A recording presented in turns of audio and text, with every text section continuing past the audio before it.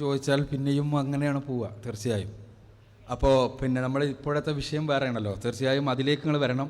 എവിടെയെന്ന് വെച്ചാൽ കോ education system complete drop ചെയ്യണം എന്നല്ല എന്നല്ല പറഞ്ഞത്. അതിൻ്റെ തിന്മകളില്ലാതെയാകണമെങ്കിൽ, പൂർണ്ണമായി അതിൻ്റെ തിന്മകളില്ലാതെയാകണമെങ്കിൽ കോ എഡ്യൂക്കേഷൻ സിസ്റ്റത്തിൽ നിന്ന് മുക്തമായ ഒരു എഡ്യൂക്കേഷണൽ സിസ്റ്റം നമുക്ക് ഉണ്ടാക്കിയെടുക്കാൻ കഴിയണമെന്നാണ്.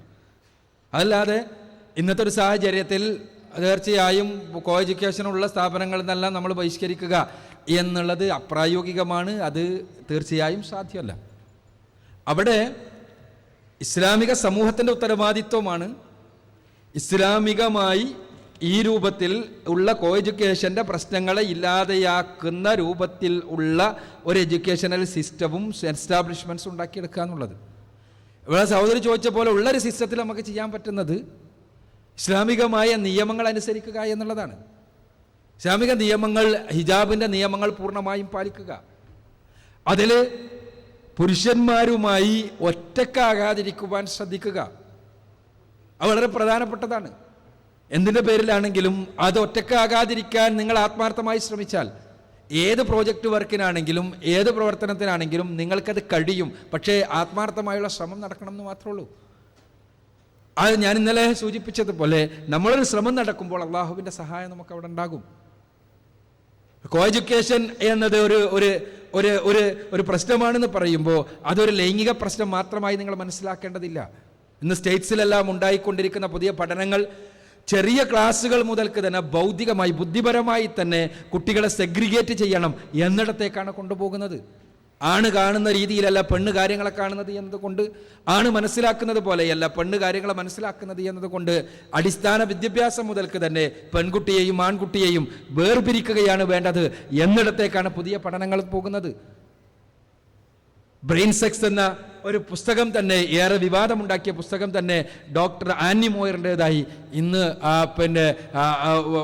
ആ വിഷയത്തിൽ ഒരു അടിസ്ഥാന ഗ്രന്ഥം തന്നെയായി സ്ഥിതി ചെയ്യുന്നുണ്ട്. ഞാനിവിടെ സൂചിപ്പിക്കുന്നത് അതുകൊണ്ട് തന്നെ കോ എഡ്യൂക്കേഷൻ എന്നുള്ളത് ശരിയല്ല എന്ന് പറയുമ്പോൾ അതിന് ധാർമ്മികമായ പരിസരമുള്ളതുപോലെ തന്നെ ഭൗതികമായ പരിസരമുണ്ട്. പക്ഷേ നിങ്ങളെപ്പോലുള്ള സ്റ്റുഡൻസിനോട് കോ എഡ്യൂക്കേഷൻ്റെ പ്രശ്നങ്ങളെക്കുറിച്ച് പറയുമ്പോൾ നിങ്ങൾ മനസ്സിലാക്കിക്കൂടാ, അത്തരം ഒരു സംവിധാനം ത്തിൻ്റെ പ്രശ്നങ്ങൾ അവതരിപ്പിക്കുമ്പോൾ ആ സംവിധാനത്തിൽ നിന്ന് പൂർണ്ണമായും നമ്മൾ ഒഴിഞ്ഞു നിൽക്കുകയാണ് വേണ്ടത് എന്ന് മനസ്സിലാക്കിക്കൂടാ.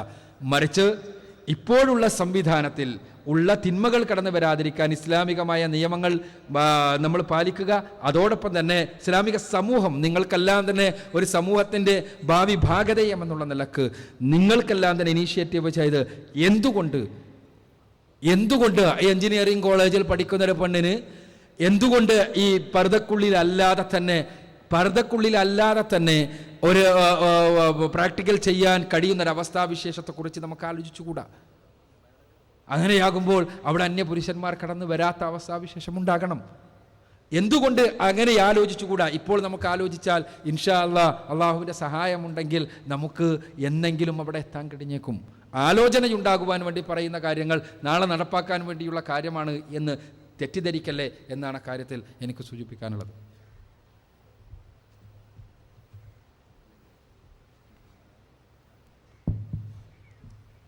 അസ്സലാമു അലൈക്കും. എൻ്റെ പേര് ഷമീം, ആലപ്പുഴ എഞ്ചിനീയറിംഗ് കോളേജിൽ പഠിക്കുന്ന.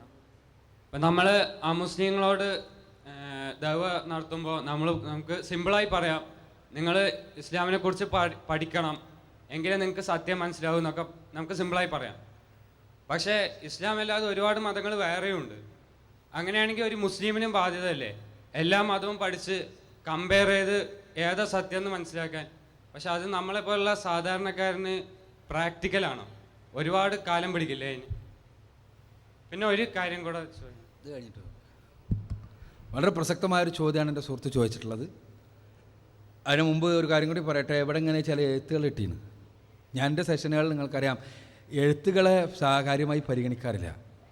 ആ എഴുത്തിനോടുള്ള പേടിയോണ്ടല്ല, മറിച്ച് ഇതേപോലുള്ളൊരു സെഷനിൽ ആണാണെങ്കിലും പെണ്ണാണെങ്കിലും ഒന്ന് തുറന്ന് ചോദിക്കാൻ പഠിക്കുക. നിങ്ങൾ ഒരു പ്രാക്ടിക്കലായി.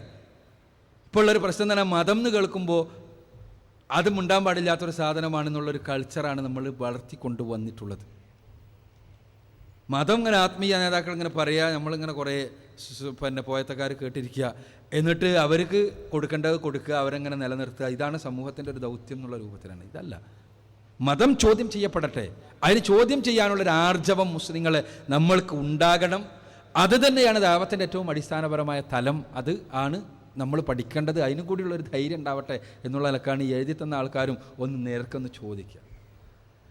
ഇവിടെ ചോദ്യം ഇസ്ലാമിനെ പഠിക്കണം എന്ന് പറയുമ്പോൾ എല്ലാ മതങ്ങളെ നമ്മളും പഠിക്കണ്ടേ? എല്ലാവർക്കും അത് കഴിയുമോ? കഴിയൂല, സ്വാഭാവികമായിട്ടും. ഇവിടെ ഇസ്ലാമിനെ പഠിക്കണം എന്ന് പറയുമ്പോൾ വളരെ സവിശേഷമായി നമുക്ക് പറയാനുള്ള ചില കാര്യങ്ങളുണ്ട്. ഒന്ന്, പടച്ചവൻ്റേതാണ് എന്ന് സ്വയം പ്രഖ്യാപിച്ചുകൊണ്ട് നിലനിൽക്കുന്ന ഒരേ ഒരു ഗ്രന്ഥമാണ് പരിശുദ്ധ ഖുർആൻ. പടച്ചവൻ്റേതാണ് എന്ന് പറയുന്നൊരു സാധനം പരിശോധിക്കേണ്ട ബാധ്യത മുഴുവനും മനുഷ്യർക്കില്ലേ? പടച്ചവൻ്റേതാണ് എന്ന് സ്വയം പ്രഖ്യാപിക്കുന്ന ഒരാദർശം, ആ ആദർശത്തെ അറിയേണ്ട ബാധ്യതയില്ലേ?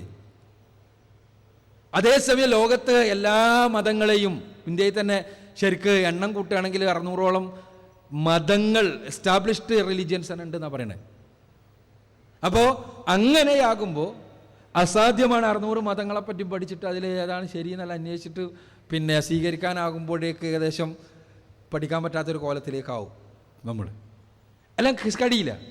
അത് ഇസ്ലാമിക പ്രബോധകരെ സംബന്ധിച്ചിടത്തോളം പരിശുദ്ധ ഖുർആൻ അതാണ് നമുക്ക് ലോകത്തിൻ്റെ മുന്നിൽ അവതരിപ്പിക്കാനുള്ളത്. ഖുർആൻ വായിക്കല്ലേ എന്ന് പറയാൻ ഒരു ഇസ്ലാമിക പ്രബോധക സംഘടന എന്ന് പറയുമ്പോൾ ഓലെക്കുറിച്ച് സങ്കടപ്പെടാൻ തന്നെ കഴിയില്ല. കാരണം എന്താ വെച്ചാൽ അത്ര ആയല്ലോ എന്നുള്ളതാണ് പ്രയാസം. അതെന്താ?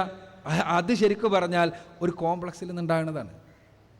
ആ കോംപ്ലക്സ് ഇസ്ലാമിനെതിരെ ഇങ്ങനെ വിമർശനം വരുമ്പോൾ ഖുർആനാണ് കോട്ട് ചെയ്യണത്. അപ്പം ഇതെന്താ സംഭവം എന്ന് മനസ്സിലാണില്ല. കോട്ട് ചെയ്യുന്ന ഈ ആയത്ത് നോക്കിയാലോ വിമർശനത്തിൽ അർത്ഥമുണ്ട്. അപ്പോൾ ഇതെങ്ങാനോ ആ മുസ്ലിങ്ങൾ കണ്ടാൽ കഥ കഴിഞ്ഞില്ലേ, അതുകൊണ്ട് നിങ്ങൾ ആരും ഇത് കൊടുക്കല്ലേ എന്നാണ് പരിഭാഷ. കൊടുത്തു കഴിഞ്ഞാൽ പ്രശ്നമാണല്ലോ. കഥ കഴിഞ്ഞില്ലേ, നമ്മളെ വിശ്വാസം തന്നെ പോയിട്ടുണ്ട്, അപ്പം നീ മറ്റവർക്കും പോയിക്കൂടല്ലോ എന്നുള്ളതാണ്. അപ്പം ഞാൻ പറഞ്ഞു വരുന്നത് പരിശുദ്ധ ഖുർആനിനെ ആണ് നമ്മൾ അവതരിപ്പിക്കുന്നത്. ഖുർആൻ മാത്രമാണ് ദൈവീകം എന്ന് പ്രഖ്യാപിക്കുന്നൊരു ഗ്രന്ഥം. നമ്മുടെ അടുത്ത് നമുക്ക് ചോദിക്കാനുള്ള കാര്യം, നമ്മുടെ അടുത്ത് നമ്മുടെ ഓഫീസിലെ അഡ്മിനിസ്ട്രേറ്റർ ഒരു മെമ്മോ കൊടുത്തയക്കുന്നു. മെമ്മോ അതിൻ്റെ അടിയിൽ നമ്മൾ ആ മെമ്മോയിൽ അഡ്മിനിസ്ട്രേറ്ററുടെ സീലുണ്ട്, സൈനുണ്ട്. ഈ സീലും സൈനുമുള്ള ഒരു മെമ്മോ നമ്മൾ വായിക്കാതിരിക്കുമോ? നമ്മൾ മനസ്സിലാക്കാൻ ശ്രമിക്കാതിരിക്കുമോ? നമ്മൾ അറിയാൻ ശ്രമിക്കാതിരിക്കുമോ? തീർച്ചയായും പരിശ്രമിക്കും. എന്നതിന് ശേഷമാണ് നമുക്കത് നടപ്പാക്കാൻ കഴിയുക, അല്ലെങ്കിൽ നടപ്പാക്കാതിരിക്കാൻ കഴിയുക. ഇത് അഡ്മിനിസ്ട്രേറ്ററുടേതാണോ? തീർച്ചയായും ആ പേരുണ്ട്, സൈനുണ്ട്. ഇനി ആ സൈന് ശരിയാണോ, പേര് ശരിയാണോ എന്ന് മാത്രം നോക്കേണ്ട പ്രശ്നമുള്ളൂ. അതിൻ്റെ അർത്ഥം ഇങ്ങനൊരു മെമ്മോ വന്നാൽ നമ്മൾ സ്വീകരിക്കണം, നമ്മൾ പരിശോധിക്കണം എന്ന് പറഞ്ഞാൽ അതിൻ്റെ അർത്ഥം ലോകത്ത് ഉള്ള എല്ലാ നോട്ടീസും നമ്മൾ നോക്കണം എന്നല്ല. ലോകത്തുള്ള സകല നോട്ടീസും പരിശോധിച്ചിട്ട് നിങ്ങൾ ലോകത്ത് വന്ന എല്ലാവർക്കും വന്ന മെമ്മോ പരിശോധിച്ചിട്ടുണ്ടോ എന്ന് ചോദിച്ചില്ല. ഇവിടെ പ്രശ്നം ദൈവീകം എന്ന് സ്വയം പ്രഖ്യാപിച്ചുകൊണ്ട് നിലനിൽക്കുന്ന, ദൈവീകം എന്ന് തെളിയിക്കാമെന്ന് സ്വയം പറയുന്ന ഒരേ ഒരു ഗ്രന്ഥം, ആ ഗ്രന്ഥമാണ് നമ്മൾ പരിശോധനയ്ക്ക് വേണ്ടി കൊടുക്കുന്നത്. തീർച്ചയായും നമുക്ക് മതതാരതമ്യ പഠനം നടത്താം. സുഹൃത്ത് പറഞ്ഞതുപോലെ എല്ലാവർക്കും അപ്രായോഗികമാണ്. അതുകൊണ്ട് തന്നെ മതതാരതമ്യ പഠനം എന്നുള്ളത് ഇതിന് വേണ്ടിയുള്ളൊരു പരിഹാരമല്ല, നമ്മുടെ ദാവത്തിന് വേണ്ടിയുള്ളൊരു ഏർപ്പാടാണ്. നമുക്ക് തീർച്ചയായും അതേസമയം അതില്ലാതെ തന്നെ ഇസ്ലാമിനെ പ്രസൻറ്റ് ചെയ്യുവാൻ പ്രയാസമല്ല ഖുർആൻ വെച്ചുകൊണ്ട്. അതാണ് ഞാൻ പറഞ്ഞത്.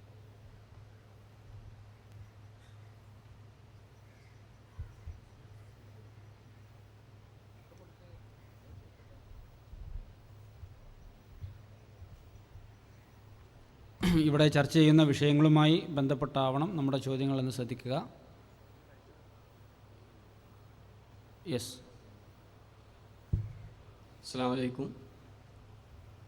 ഒരുപാട് സ്പീക്കേഴ്സിൻ്റെ പ്രഭാഷണത്തിൽ കേരളത്തിലുള്ള മുസ്ലിങ്ങളിലുള്ള ഒരുപാട് ഷിർക്കിൻ ആചാരങ്ങളായ ഖുബൂരിസം പോലുള്ള ആചാരങ്ങൾ ഷിയാക്കളിൽ നിന്നും അതുപോലെ ജൂതന്മാരിൽ നിന്നുമാണ്, ജൂതന്മാരുടെ കുടില തന്ത്രങ്ങളാണ് ഇതിന് പിന്നിൽ എന്ന് പറയുന്നത് കേൾക്കുന്നുണ്ട്. അപ്പോൾ ഇതിന് വ്യക്തമായ സ്പെസിഫിക് ആയ തെളിവുകളുണ്ടോ? ജൂതന്മാർ ഇങ്ങനെ വ്യക്തമായി പ്രവർത്തിച്ചുകൊണ്ടാണ് കേരളത്തിൽ ഇങ്ങനെയുള്ള ഖുബൂരിസങ്ങളെല്ലാം വളർന്ന് പൊന്തുന്നത് എന്നതിന് സ്പെസിഫിക് ആയ എവിഡൻസ് തരാൻ പറ്റുമോ? ഖുബൂരിസത്തിൻ്റെ പിന്നിൽ ജുദായിസമാണ് എന്നതിന് സ്പെസിഫിക് എവിഡൻസ് ഉണ്ടോ എന്നാണ് ചോദിച്ചത്.